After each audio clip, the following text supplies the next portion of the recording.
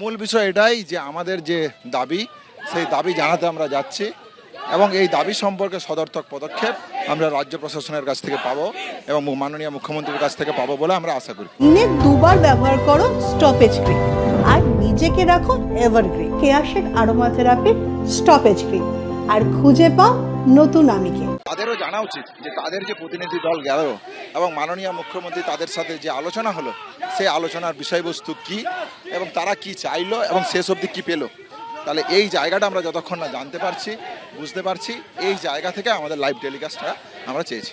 বাসে এক এক করে এই যে 30 জন তারা উঠতে শুরু করেছেন।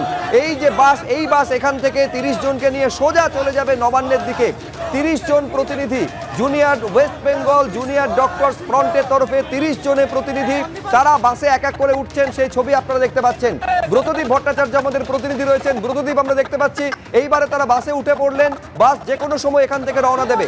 একেবারে দেখো যে 30 জন প্রতিনিধি জুনিয়র ডাক্তারদের তারা কিন্তু বাসে উঠছেন এবং একেবারে শেষ মুহূর্তের প্রস্তুতি দেখতেই পাচ্ছ। কিছুক্ষণের মধ্যেই এই বাস ছেড়ে যাবে এবং যেমনটা সুকান্ত বলছিল কার্যত রাস্তায় যাতে কোথাও যানজটে না আটকায় এবং যাবতীয় ব্যবস্থা কিন্তু প্রশাসনের তরফ থেকে করা হচ্ছে। আমরা কিছুক্ষণ আগেই দেখলাম বিধাননগর কমিশনারেট থেকেও পুলিশ আধিকারিকরা তারা গিয়েছিলেন এই জুনিয়র ডাক্তারদের প্রতিনিধিদের সঙ্গে কথা বলতে এবং তারা সাহায্যের আশ্বাস দিচ্ছেন। অর্থাৎ এই যে যাত্রাপথ স্বাস্থ্য ভবন থেকে নবান্ন এই গোটা যাত্রাপথে যাতে জুনিয়র ডাক্তারদের সেই বাস কোনো রকম সমস্যার সম্মুখীন না হয় তার জন্য পুলিশের পাইলট থাকবে এবং তারাই কার্যত এই জুনিয়র ডাক্তারদের নিয়ে যাবেন।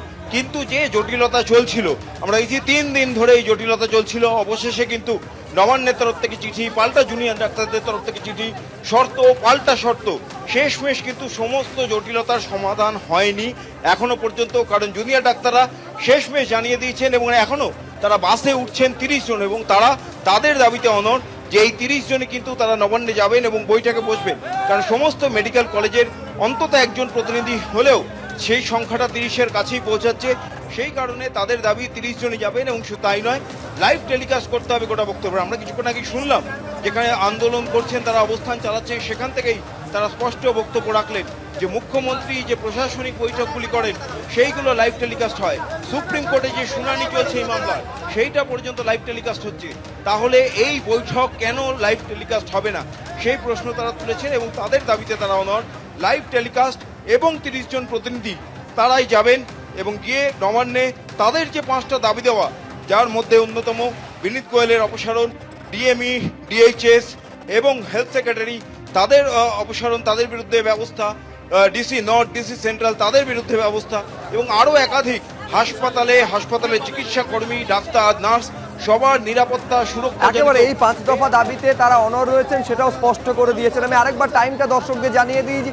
মুখ্য সচিবের তরফে যে চিঠি দেওয়া হয়েছিল, বলা হয়েছিল 4:45-এর মধ্যে তারা চলে আসবেন এবং 5টা থেকে এই মিটিং নবান্ন সভাঘরে শুরু হওয়ার কথা। ঘড়ির কাঁটায় 4:42 কত দ্রুত তারা সেখানে পৌঁছচ্ছেন এবং নির্ধারিত সময়ে বৈঠক শুরু হচ্ছে কিনা এবং সকলকে প্রবেশের কি অনুমতি দেওয়া হবে নবান্ন সভাঘরে, সব থেকে বড় প্রশ্ন সেটাই আমাদের টানা নজর রয়েছে।